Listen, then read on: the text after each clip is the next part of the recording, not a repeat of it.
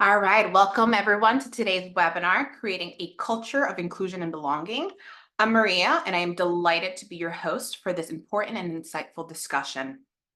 Belonging is a fundamental human need, and fostering it within the workplace is essential for unlocking employees' potential and driving organizational success.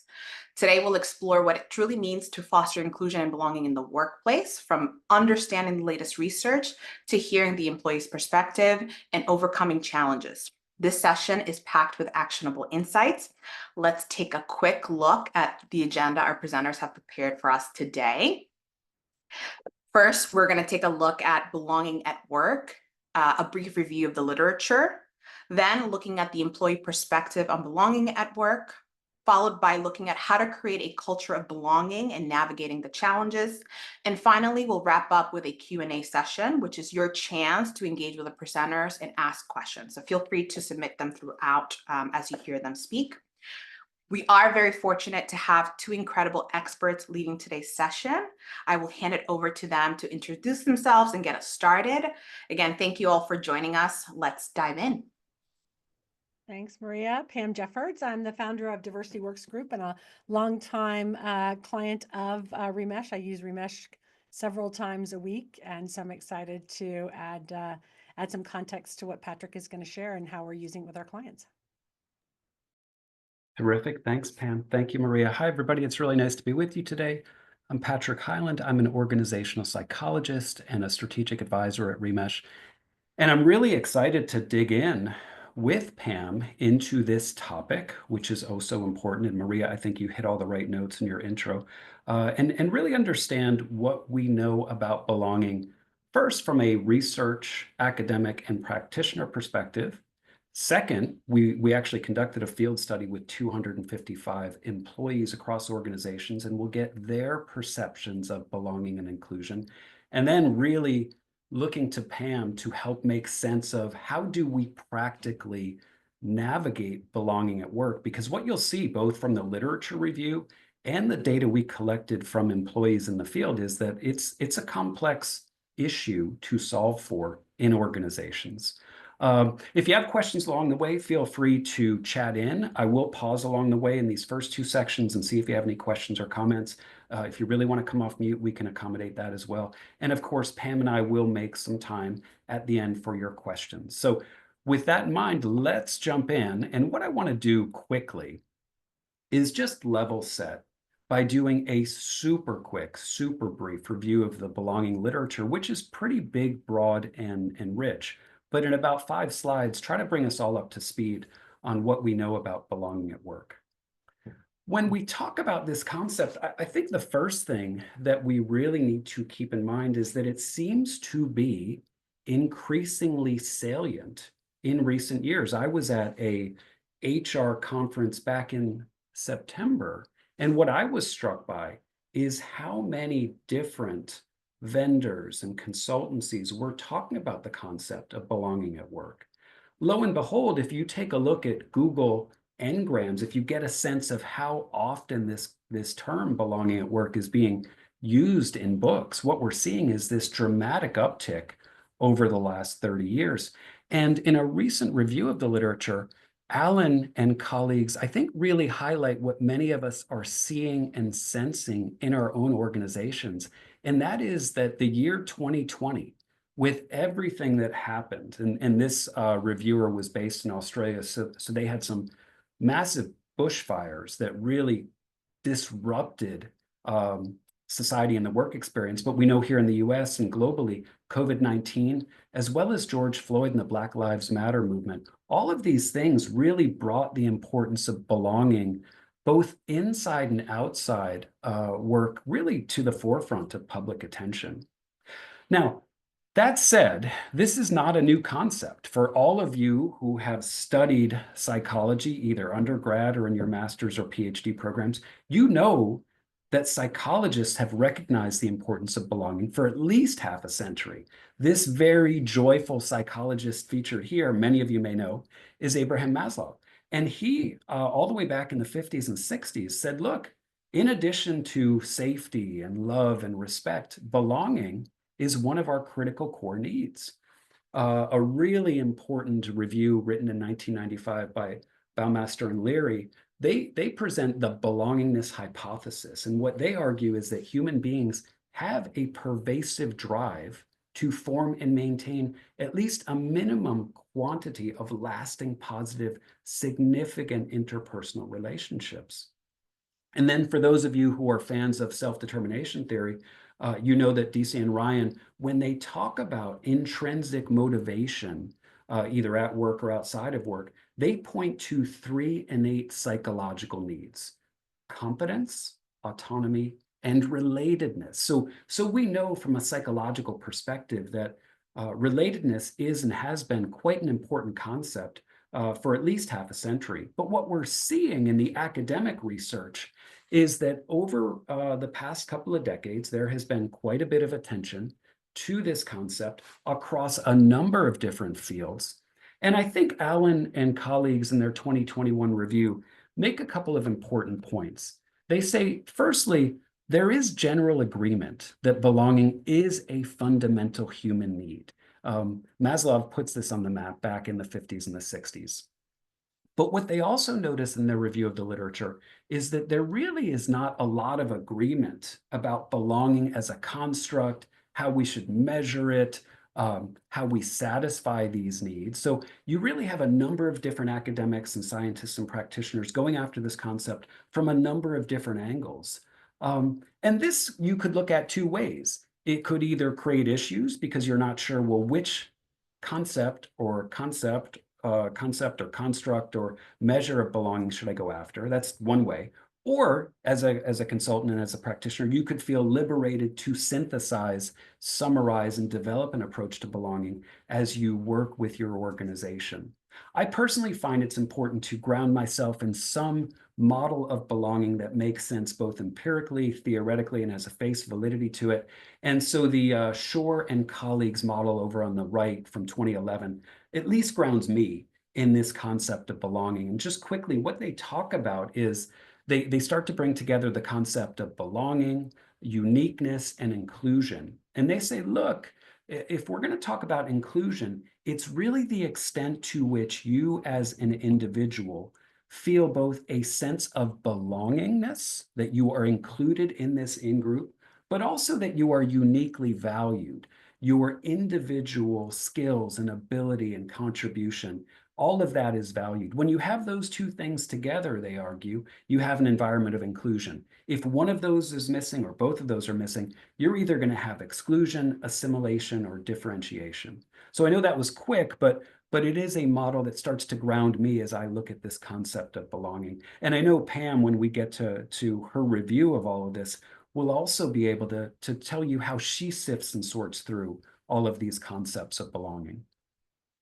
Before we get to employee perceptions of belonging, just a couple of more points. You know, in addition to all of these different models of belonging, researchers have proposed and found various antecedents and consequences of belonging. And what you see here is one set or one summary of the research.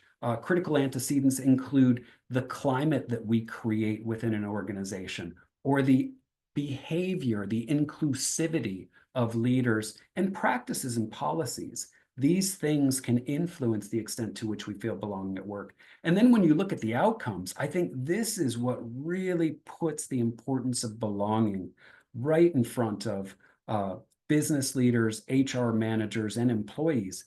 A whole bunch of positive empirical outcomes are associated with feeling a sense of belonging at work. Everything from creativity and commitment and performance to well-being. And in fact, if you look at the call out over on the right, I think these are some really important well-being outcomes associated with belonging that we all should be concerned about. Researchers have found that when we feel a stronger sense of belonging within a group, within an organization, or at work, we have more positive social relationships, occupational success, and better physical and mental health and well-being. The opposite is true when we feel a weaker sense of belonging. And this 2015 meta-analysis, this study of 70 studies, I think really calls out a very important point. After doing this analysis, Holt, Lundstedt, and colleagues concluded that the health risks associated with social isolation or not belonging are equivalent to smoking 15 cigarettes a day. So we really have, I think, for all of us as researchers and consultants and practitioners, whether internal or external, this responsibility to help create these cultures and climates of belonging. But as I conclude this brief lit review, that's really hard to navigate in today's business environment. We're seeing this in all the different headlines across different academic journals, newspapers, just our day-to-day life in organizations. What I've highlighted over on the left are two contrasting headlines that really talk to some of the tension right now around diversity, equity, inclusion, and belonging. The first highlighted in the top left is from IO psychologists in a recent journal article published in August 2024. And what they really talk about in this article is that as IO psychologists, for any of you who are IO psychologists, we really have this moral and professional obligation to counteract the threats to DEI in education and in organizations. But you contrast that down below with a very recent headline coming out of USA Today, and that's the counter argument that DEI promotes false perceptions of prejudice, and organizations like Walmart, Ford, and others are starting to change their approach and pull back some of their DEI efforts. In fact, many of you probably saw the headlines from just about a week ago where Walmart becomes the latest and the biggest company to roll back its DEI policies. And what's so interesting is in their press release and description of their decision to do this, which you can skim over on the right, they actually talk about the fact that they've been on a journey, and about 4 lines in, we are trying to create a place that fosters a sense of belonging. So I think this highlights kind of the tension, the paradox, the challenges that we all face as we try to create cultures of belonging in organizations. This push and pull of how do we create this environment where people do feel a sense of belonging. So let me just stop here quickly and see if anybody, before I take you into employee perceptions of belonging at work, if any of this resonates, any questions, comments before I move to the next section. I'll pause for just a second. And it does look like there's some chats that maybe have come in, and I may need some help finding those and reading those. So let's just take a look. Any questions or comments? Going once, going twice. I will ask this, and you can chat in. Are you facing this complexity and this challenge around creating a culture of belonging at work? This push and pull between this has real business benefits, this has real positive impacts on employee health, well-being, engagement, but also some tensions around the right way to do this, especially in the current business context. Is that a common challenge? Yeah, while questions are coming in, Patrick, I will say what we're hearing from our clients is they are getting that external pressure from people to evaluate the language. And what's difficult about this is language always evolves, right? We continue to call things different words. We've done this in the talent space for years, and now it's become the highlights on if somebody changes this to, we want to build a culture of belonging. Everyone's like, oh, they're rolling back their DEI efforts. It's like, no, we're really focused on, the end result. And I always use like a P&L as an example. Companies all the time, sometimes they focus on sales because they need new revenue, they need organic, growth and new clients. And so they'll have their entire organization focused on sales. But then, in a couple of years later, they might be focused on profit, let's say, because the sales were there, but they didn't have the profit they wanted. Or they might talk about EBITDA, or they might go back to just pure revenue growth. But the reality is you need them all, right? You still, because if you stop tracking sales, it will go away. If you don't track profit, then you can have all the sales and have $1 profit and you can't pay your bills. And then you've got EBITDA and you've got your market share, you've got your stock price. I mean, there's all these metrics, and no one gets upset when a company goes, well, for this year, we're going to be focused on profit. But when you have DEIB and you're looking at diversity, equity, inclusion, belonging, employee experience, all of those things that are also important.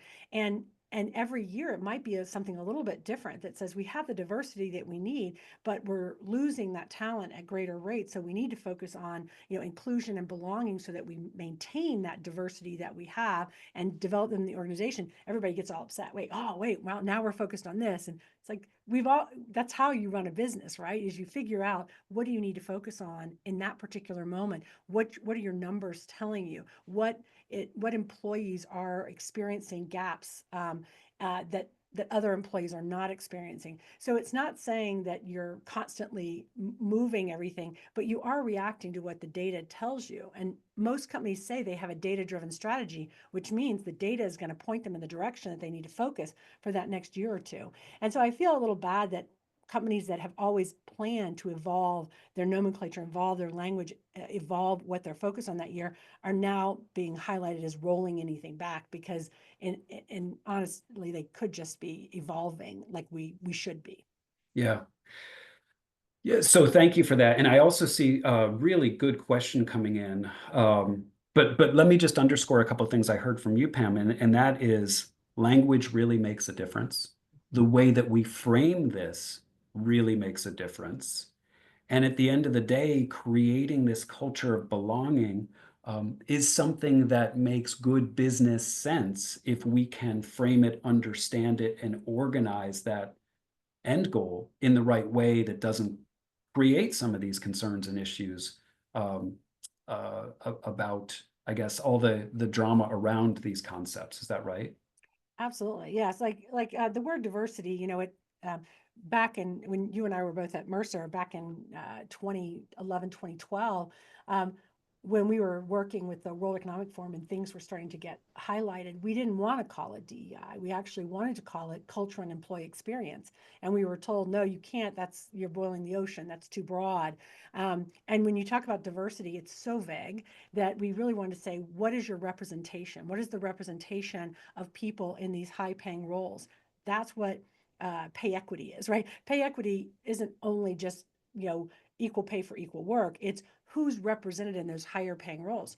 But the word representation wasn't as catchy as DEI. And so I still say, like, we're looking to see where you have a lack of representation in roles, where you have a lack of representation from a population. But again, that word diversity it was kind of fell in, even though we all challenged as academics, as people in the work, that it had too much noise around it.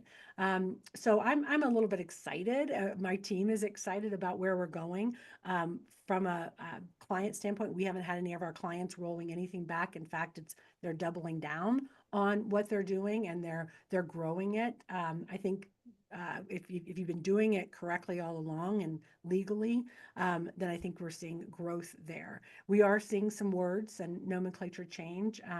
I know one of my colleagues is on, Blake Mitchell, and Blake's doing nomenclature workshops because words do matter. And how should we be talking about this? How should we be meeting inclusively? And I see, Alicia, you're asking about struggling with inclusion and belonging in the virtual environment. And I do believe that is a struggle. People are fatigued with constantly being online, and they're going beyond, I need the games, and don't get me on a game and talk to me about, a trivia or something, right? I really want to develop those connections. And I've seen some clients allowing people a budget to go and have coffee with a colleague that might live in the same area as you, and encouraging them to go and have lunch. We're virtual in our team, but we're having a meeting next week, and everybody's dialing in from different parts of the country. But those that are in Colorado are coming here to my house, and we're going to meet there. So finding those moments where you can connect, and trying to get people to where they can locally connect. The other thing we've seen is cohort mentoring, so that you get a group of 5 or 6 people together that are kind of mentors in a virtual environment, and they connect together and talk about, and gets them that pod of what they would have gotten in an office environment. I do recommend a cohort rather than a one-to-one. It just puts too much pressure on individuals and they tend to cancel a lot. But that if you have that group of 5 or 6 people that are kind of those virtual cube mates, if you will, that get together, those are really working well. So happy to kind of share some other things with you, Alicia. And certainly if anyone on the call has other ideas for Alicia on inclusion and belonging in that virtual environment. Wonderful. Yeah, thank you for both responses. And I think that helps to set up this next section where we can take a look at all of these points that we raised in this literature review. You know, a couple of them stand out. One is that this is a fundamental need. 2 is it really benefits us as employees and organizations. But 3, navigating this, whether it's because of the challenges of being in a virtual world or the business environment, how do we do that? I think that really sets up what we're hearing back from employees. What we wanted to do was step beyond the academic research and really say, if we go out and talk to 200, 250 employees working in different organizations, and we talk about this concept of belonging and inclusion and community, what can we learn? To what extent is this valued really by people in the field right now? So with that in mind, let me just set up this brief study, and then we'll come back to Pam and get her reaction and debrief this both with Pam and with everybody. But just to set up what I'm going to show you quickly, just about 10 days ago, we conducted this study using the Remesh platform, plus Remesh's on-platform recruit, which gives you this opportunity to reach out to a sample of employees in different organizations and get their feedback on different concepts like belonging. And so we pulled together a sample of 255 employees. We used a really brief mixed method approach. We had 4 open and 4 closed-ended questions. And as you know, if you've used the Remesh platform, you as a participant have this opportunity for the open ends to not only respond with your thoughts and feelings and opinions, but you also get to see some of the comments from your colleagues that are also participating. And you have this opportunity to endorse those comments that really resonate with you. And that really starts to, both from a participant and a researcher, give you deeper insights into which of these concepts, which of these ideas are really most resonant. And so this is what I'm going to show you. Just quickly over on the right, I wanted to give you a sense of the sample. What you can see is, and we used a convenient sample within this on-platform recruit, but we ended up with a pretty even split between men and women, 54% women, 46% men. A range of generations. Now, this was interesting, this third bullet. We did see a really high percentage of employees responding to this who identified as Black, 45%, which is really different than the percentage of Black Americans in the US. This was somewhat fortuitous. Sometimes it can be hard to get a representative sample or enough voices from non-white employees, and we were really pleased that we had so many respondents. But we also, as we look at this data, we're going to have to keep that in mind in terms of the generalizability. I think that we're still going to see some really fascinating insights, and there is a way with on-platform recruit, if you want to match the demographics of the US, that you can do that. We had a range of positions, 41% non-management, the rest management from frontline all the way up to the C-suite, and respondents came from a variety of industries, in particular technology, education, financial services, and healthcare. So that gives you a sense of who responded. And so let me start with the quantitative data, because I think the numbers start to tell a story, and then the qualitative data, the open ends, really help to round out that story and give us more perspective on what inclusion, belonging, community, what that all means from an employee perspective. So I'll go through this quickly.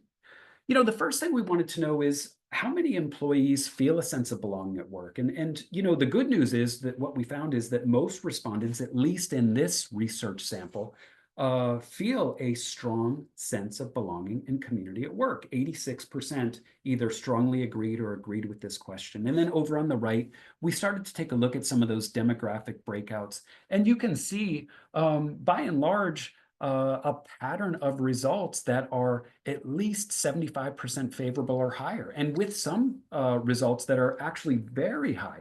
You can see that 97% of Black respondents agreed or strongly agreed that they feel a sense of belonging and community at work. And you also see, maybe less unexpectedly, that management was feeling a strong sense of belonging in context of non-management employees. But when we do these initial demographic cuts, we're seeing that by and large, most employees, 3 out of 4 or higher, are feeling a sense of belonging at work. We then wanted to know, going back to that model that I showed you, the Shore and colleagues model, that if you really want to create a sense of inclusion at work, you need to understand, first, do people feel a sense of belonging? And we just saw that 86% do. But secondly, to what extent do employees feel that they are uniquely valued? So we asked this question, to what extent do you feel, or to what extent can you agree with, my unique skills, abilities, and contributions are highly valued at work? And again, here we see some pretty strong results. 80% of respondents agreed or strongly agreed. And then over on the right, when we started to break those results out, we start to see some differences and some gaps. I think what really stands out, and we can talk more about this, Pam, when we start to debrief the data, it didn't shock me, but only 66% of non-management employees felt uniquely valued, and only 67% of white employees, in comparison to people of color and Black employees, felt that they were uniquely valued. So we're starting to see some gaps and differences here. But I think on these first 2 readouts, what we're seeing is that by and large, in this sample, most people feel a sense of belonging and a sense of being valued at work, and that's the good news. But what we also found is that over a quarter, in fact, 27% of employees feel excluded at work at least sometimes. And when we start to break that out over on the right, we can see some elevated levels of exclusion for women. 30% are feeling excluded at work at least sometimes. People of color, 34% are feeling excluded at work at least sometimes. And then relative to management, a somewhat higher percentage of non-management employees feeling excluded at work. So we're starting to see here across this sample of employees that there are these opportunities, and that these feelings of exclusion can creep into work. The last thing that I think is so interesting from the closed-ended or the quantitative question results is this. Only half of respondents in this sample think that their organization is making an appropriate investment in belonging at work right now. So just to orient you to this, if you look over on the left, what we asked is, what do you think about your organization currently, and the amount of time and resources and energy that your organization is investing in belonging at work? Much too much, somewhat too much, just right, much too little, or somewhat too little. And you see almost this bell-shaped distribution. Half of employees are saying, yes, we're getting it right. But then we're seeing about a quarter that says, we're spending way too much time and energy here. And then a quarter saying, we're not spending enough time and energy here. So that is interesting in and of itself. But when you break that data out, as we did over on the right, comparing non-management versus management, here you really start to get, I think, a clearer depiction or representation of some of the complexity around belonging and solving for belonging at work. What you see is that it's the management employees, 34% in that column on the far right, that are saying we are spending way too much or somewhat too much time on belonging at work. And that contrasts with just 11% of non-management employees responding similarly. So essentially what we're seeing here is that if you are a non-management employee, you are more likely to say, hey, we're either getting this right or we're spending too little time here. If you are a management, if you are from the front line and above, you're likely to say, hey, we're either getting this right or we are overemphasizing belonging at work. We're spending too much time and energy there. I thought that was a really fascinating finding, and one that we can talk about. Let me next take you through 4 open ends where we dug into each of these questions to try to get a deeper understanding of what these concepts mean to employees. And then and then I'll invite Pam in and we can talk about this and take any of your questions. But the first thing we wanted to follow up on was this idea of belonging at work. And what we wanted to really understand is, based on your experience as an employee, what fosters a sense of community and belonging at work? And so what we did was we took those 255 comments and we analyzed them with Remesh's auto code capabilities. That's using generative AI and large language models to, in this case, inductively analyze the data. And what you see over on the left are those themes that emerge from this process. And what really stands out are 10 really powerful and important themes. But at the top of the list, what really stands out is, if you want to create a sense of community at work, you really need to start with the basics of respect, camaraderie, and psychological safety. Over on the right, you can see a summary of those findings produced by Remesh's generative AI summative tool, which is a really powerful way to synthesize the data very quickly. I won't spend too much time going through that, but the first insight I think that we're starting to gather is, if you want to create this culture of belonging at work, we really need to start with these fundamentals of respect, camaraderie, and safety. We then asked, well, what should leaders do if you were to recommend one behavior for a leader to exhibit to create a sense of community at work? What would that be? We use the same process, and what stands out over on the left, based on the auto coding from the Remesh platform, is that empathy and supportive leadership, open communication, encouraging teamwork, recognition and appreciation. These are the most important behaviors that leaders can exhibit if they want to create this. And at the top of the list is this ability to empathize. And that really stands out in the word cloud over on the right. Feeling included, being treated with respect and dignity, inclusivity, listening.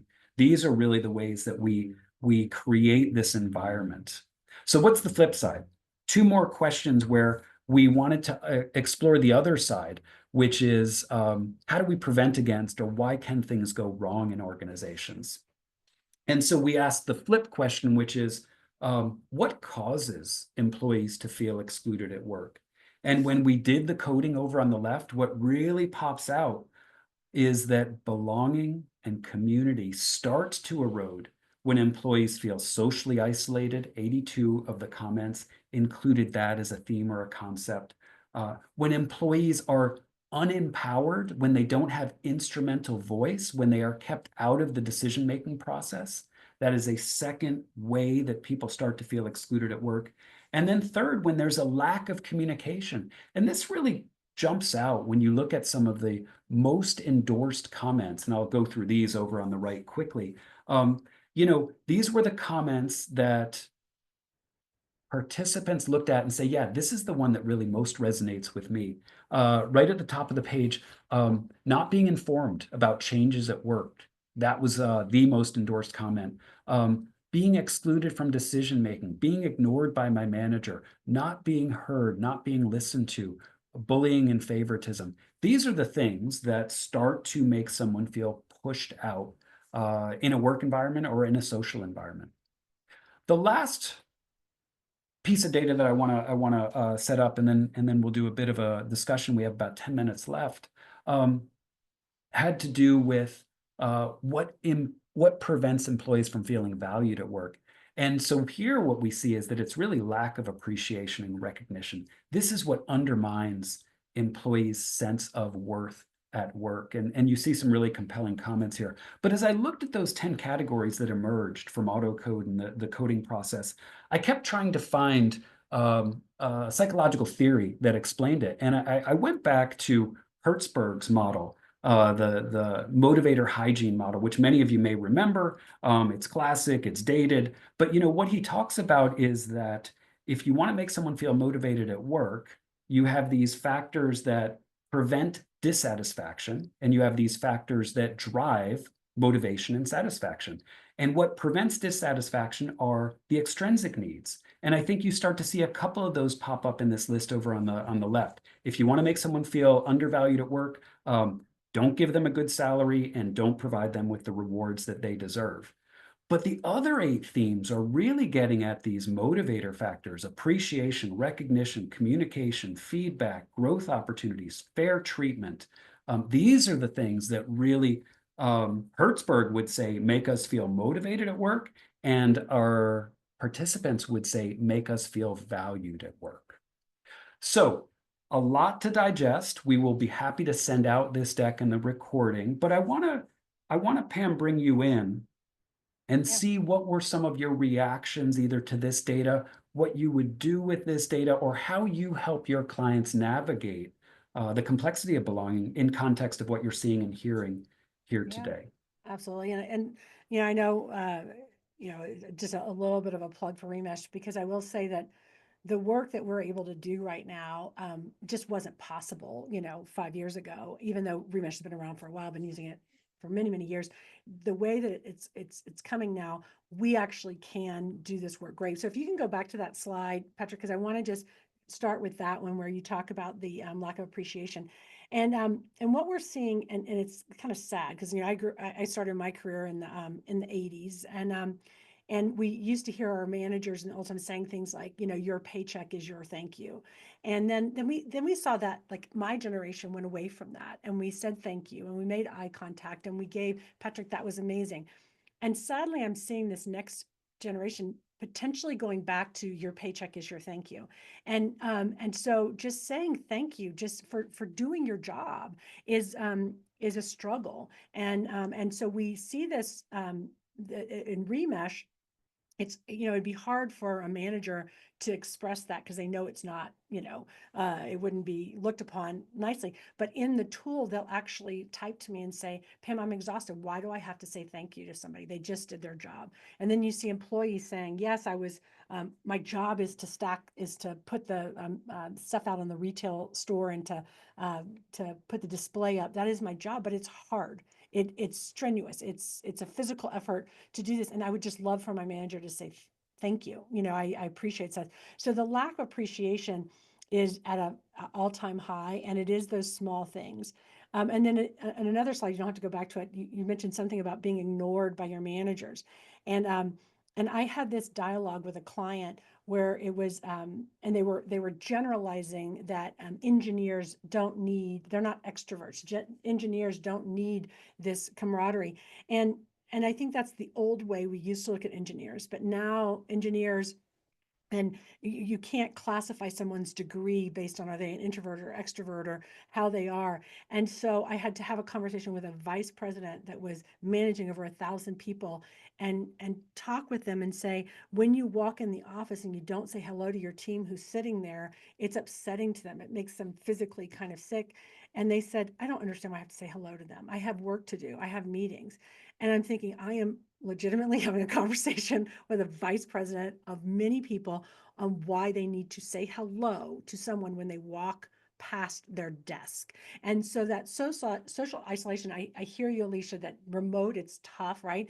It's tough in the office too now. We have people being told that they're sitting and nobody ever passes their cube and nobody ever says hello, or they'll come and grab a piece of candy off your desk and not even say hi. So I think the social isolation, I'm not surprised to see that high. And I think we have to look at this both from a remote as well as in the office, because those behaviors are similar. It's all about productivity. It's all about getting to the next meeting. And I will say, without going on a tangent, I had this conversation on a panel with another CHRO who's similar generation to me, and they intentionally put us on the point counterpoint, and she was saying, Pam, I'm so tired of hearing these younger workers talk about working 40 hours and being so exhausted. And do you remember we used to work 80 hours?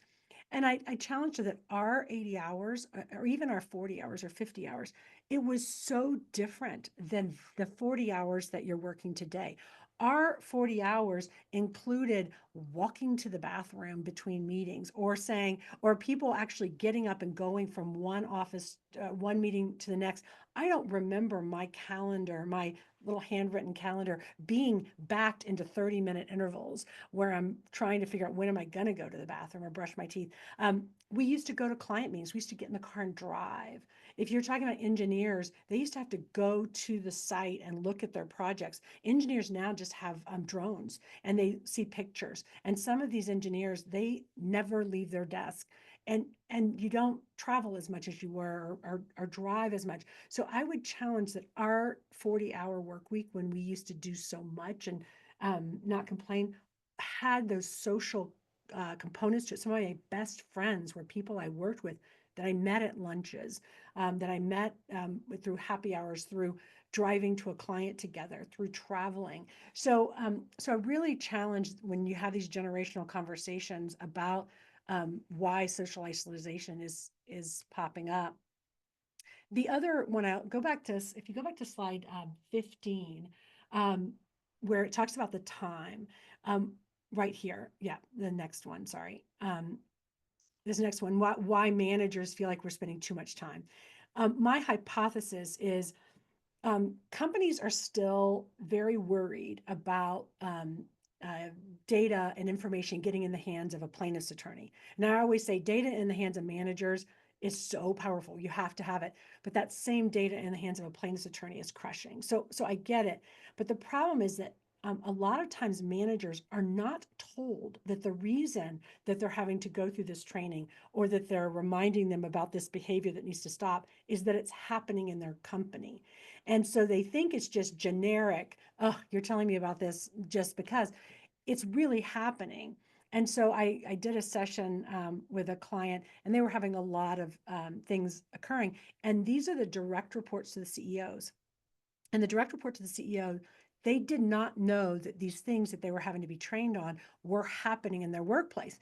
And so I told their chief legal officer, you have to tell them. Like, I can't come in and say, hey, so if you see a noose left on a black employee's desk, here's what you should do. They're going to look at me and say, why are you telling me about this? I need to be able to tell them that in the last month, we had 5 occurrences where a noose was left on a black employee's desk. Otherwise, they're going to go, why is she talking to us? Or a swastika on a Jewish employee's desk, or these words being used. And so what they agreed to do is I put this scenario up and say, what would you do if you saw this? And they kind of all laughed and they did exactly what we thought. They're like, that would never happen here, not in our firm. We're all highly educated, blah, blah, blah.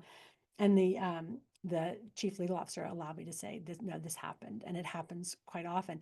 And that's the moment where they get it. But otherwise, if you don't tell your managers why this is happening and that it's happening in your organization, they're going to think you're overtraining them. And that, but I do still have, I would say it's a 50-50 with my clients allowing me to share with their leaders what's actually happening. And then the other 50%, say, you can just say, this might be happening here. If it does, and it's just not as strong, and people don't understand why I'm having to be taught about it. The word assimilation, I really appreciate you saying that, Patrick, because I don't think people say it enough. The assimilation is the opposite of belonging and inclusion. And so, so many HR teams still have assimilation plans for their leaders. I had one at one of my companies. I had an assimilation plan. So what we find, and when we measure through Remesh, we ask questions that measure inclusion, and then we ask questions that measure belonging. And when we see a gap in that, which we do across our LGBTQ population in some races and ethnicities and countries, it's because they might feel included. I feel included, but I've been able to assimilate in. But then if you ask them, would you refer a friend or family member? Then when those numbers drop down, it's because I can't be my authentic self. I've been able to assimilate, and but I would never ask my friends or family to come in and assimilate the way I have. So really, we ask those questions very differently. We ask diversity, representation, we measure outside of Remesh. Equity, inclusion, and belonging, we measure inside of Remesh, and we measure them separately. And then you're able to kind of drill down and say, what are the behaviors that are making you feel this exclusion? And I know we've got some employee experience folks on the phone I've seen.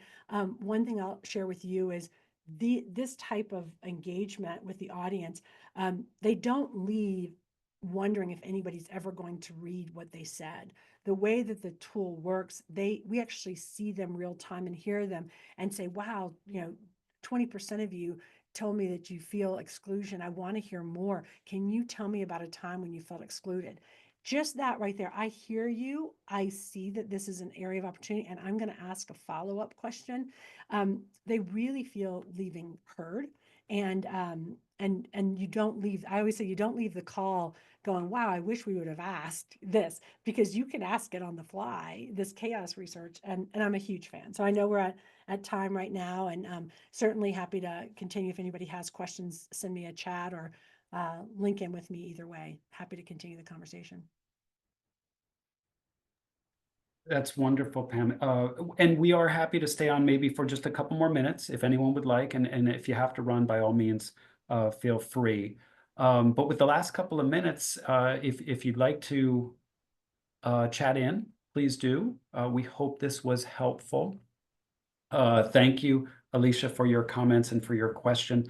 Pam, the thing that stands out to me as you were digesting this data for us is so much of the issues around belonging and inclusion seem to stem from when we take these shortcuts and make assumptions about either what work is or what people need or how engineers think, or that our organization isn't doing this. It's really getting beyond those kind of defensive heuristics and assumptions that really allows us to kind of open up into the lived experience that people are having, it seems like, in organizations.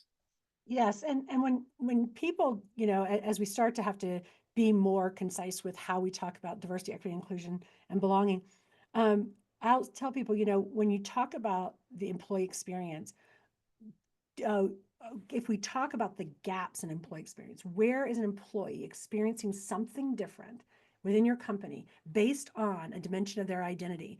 There is no one out there who's going to disagree that that is important. When you talk about purely representation, they can be like, well, representation of what? Introverts, extroverts, you get down this whole path of path. But when you talk about just pure employee experience, do we want every one of our employees that were our internal labor market? Do we want our internal labor market? Do we want them all to experience our firm the same way? Yes. Well, when you do sessions like this and you see these gaps in experience, those are tomorrow's solutions. Yeah. I can say, if my LGBTQ employees are experiencing something different, then I want to close that gap tomorrow. And I can, and we can all get behind it. If I talk about a representation gap, I'm talking 100 years from now before we can close it. Or in some cases, for companies, it's 15 years before you can close a representation gap. That gets tough for some leaders to say, I'm not going to be here 15 years from now. But if I say, you've got an experience gap with this dimension of identity, and they're not getting the same feedback that others are. That's the biggest one we always see, is who's getting good quality feedback. You can get a leadership team behind you tomorrow to say, no, that is not okay. Every employee should be getting similar word count, similar feedback. And so that's where we focus our leaders, is where are your gaps in employee experience, and let's go close those tomorrow. And people get so excited about that. Yeah, that's fascinating. And I guess I know we're wrapping up, but that really cuts through the resistance, right? Because you're moving beyond the composition of the workforce to really the experience of the people that are in the system and where those gaps are. Yes. Fascinating. And sometimes people challenge me. They say, Pam, your questions don't look like they have anything to do with inclusion and belonging. Because I will ask about, do you feel like you get good quality feedback? Do you get quantity of feedback? Do you know what your next career level is? Do you feel valued for your work? Do you feel like you can bring ideas forward without fear of being kind of made fun of? All of those questions get to inclusion and belonging, as long as you are measuring them and looking at them by dimensions of identity and by role. So we can say your managers that are people of color are not thriving. Your individual contributors of this generation are not getting feedback. And when I can show them by level, by dimension of identity, what's going on and who's not receiving the same equitable opportunities, then to me, that's really what our work is about. right? And so I love the tool. We've done about 80 of them in the over the course of the last year and a half, and it's probably our most requested offering right now is to host these sessions within organizations. Wonderful. Well, thank you, Pam, first of all, for sharing your experience and your insights and your wisdom in this space. Thank you, all of you, for attending to today. We will start to wrap this up. If you have any questions, by all means, send a note to myself or Pam or Maria. We'll be happy to send out a recording of today's presentation, and we hope you join us for future presentations. We also hope you all have a great end of the year. Happy New Year. Thanks, everyone. Take care. Thank you, Pam.